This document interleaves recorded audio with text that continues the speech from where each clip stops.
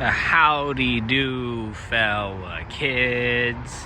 It is the professional Dillweed here, and welcome back to another video. And today I'm doing a first ride on the 2024 Yamaha Tenere 700. This video wouldn't be possible without Cycle Specialty here in Fayetteville, Georgia. We are your go-to dealership for Yamaha, Suzuki, KTM, Husqvarna, and a slew of used bikes, which could vary to about anything at any given moment. There's the scooter I rode last time. There's an Aprilia, and just a bunch of stuff. So if you guys are in the area, or if you're not, be sure you come check us out, and be sure you come see me. So from its original release back in 2019, there hasn't been too many changes until 2024.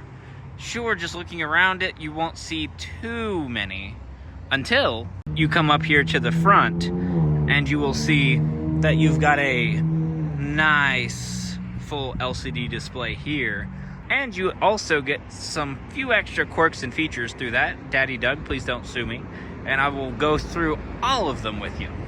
So starting off, we're going to start with the power plant here. It has a 686cc cross-plane 2-cylinder, which is derived from the MT-07, the R7, and the XSR 700. So it is a very solid power plant that they have used in many of their models. I'm also really digging this color scheme. Some people prefer the Yamaha blue, but on this one, it's got the matte gray with a little bit of the orange striping, as well as that the black on it isn't just a regular black. It's got a really nice little glitter in it, which really makes it pop. One thing I gotta say about this thing's styling is I love it. The front end kind of looks like a Decepticon and really gives it a really cool and aggressive look. Now, if we turn the key, we are greeted with a full color display, unlike the old one, which just kind of looked like a Casio watch. And you also get this wheel over here to control everything here, since it's not a touchscreen. Press and hold that in, the wheel that is. You'll get setting, message, telephone, themes, and ABS. So in setting, you'll click, and you got all of this here for your maintenance reminders. If you want kilometers an hour instead of miles per hour, brightness of the screen, clock, and so on. If we scroll over to ABS mode, we got ABS on, rear ABS off, and just full ABS off. But we're just going to keep it on since we're not going off-road. If we scroll one more, we'll go to themes, which will change your speedometer and tachometer and so on. Because the mode that it's currently in is street mode, where you have a analog looking tachometer. And this is Explorer mode, where you still get all the same info. Honestly, this one looks a lot cooler to me, and it's kind of a little bit more reminiscent to the previous one. So from themes, there are a couple of grayed out ones, since my phone is not Bluetooth to it. You've got telephone and messages. It's not letting me select messages, but if you're getting a phone call, it'll show you here. All right, let's go ahead and hop on this thing. She is a rather tall girl. The seat height is here. My height kind of varies. On a warm day, I'm about 5'8", but on a cold day today, I'm probably about 4'11". I am kind of on tippy toes on both sides right now, but that doesn't matter once you get going. So with that being said, let's go ahead and get this thing cranked up. It does have even just a nice stock sound, primarily because that cross-plane 2-cylinder just has a good sound just from the get-go. And this thing would sound even better with a slight exhaust. Nothing too crazy.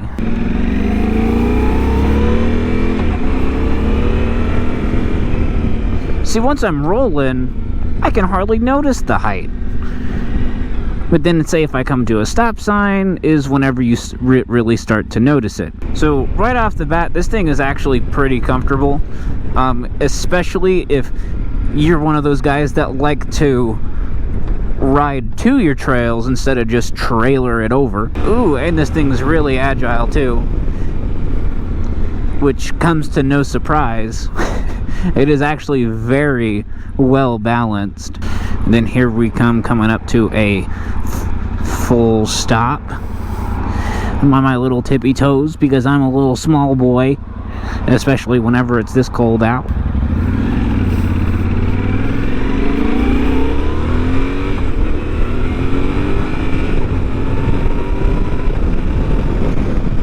It's definitely got some good power, which comes to no surprise, especially with this engine. I've ridden pretty much everything that has this drivetrain, well, things that have this derived drivetrain, and none of them quite disappoint. However, this bike is not to be compared to an R7, MT-07, XSR 700. Much like the rest of them, they are completely different animals of themselves. So with that said, what would I recommend this bike for? I'm actually surprisingly comfortable just even going down the road, even though that's not fully this thing's intended purpose. What's really nice with how comfortable this thing is you can ride to the trail that you're going to ride this on. I'm not going to go take this thing off-road with it being new. No one wants to buy a new dirty bike. Dang, this thing sounds good.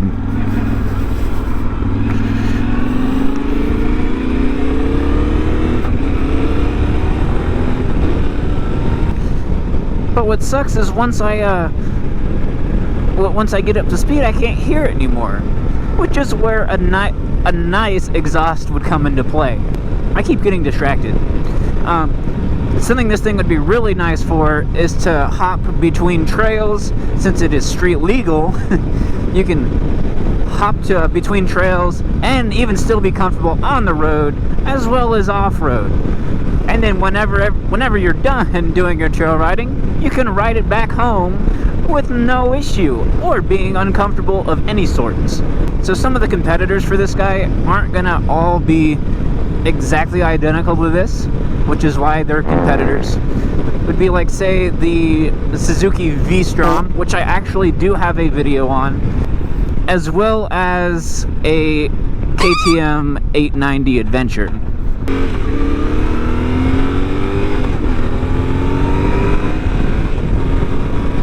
But even just cruising along around the city streets, I'm cruising at a comfy 55 mile an hour.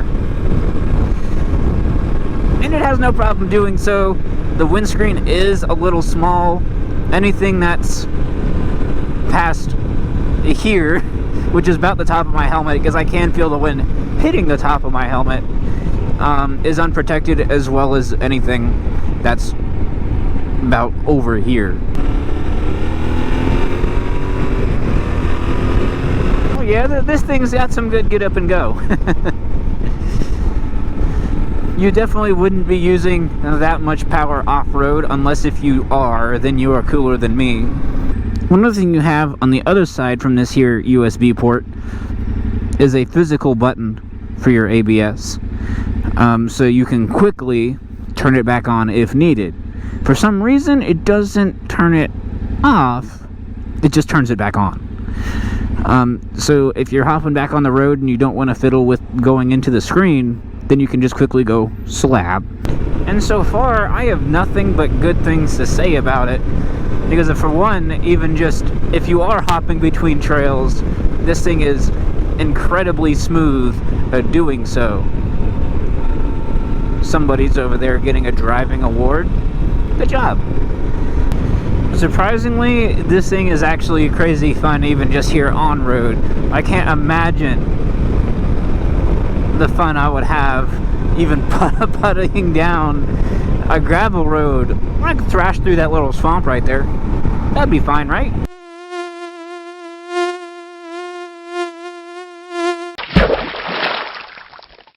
It's also crazy how much torque this thing has in almost any RPM. Let me hop off my stilts here. I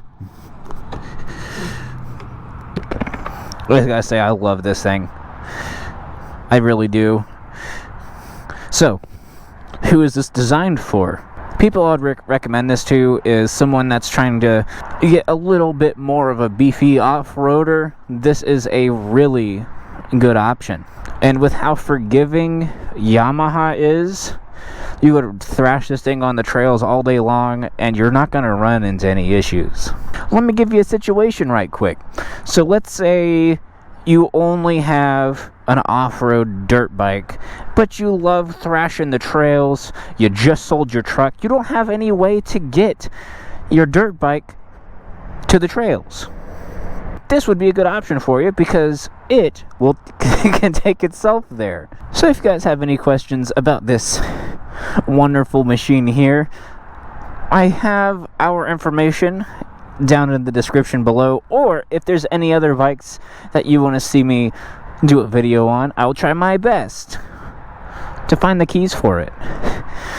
And with that being said, that is where I'm going to start wrapping up today's video. Hopefully you guys enjoyed.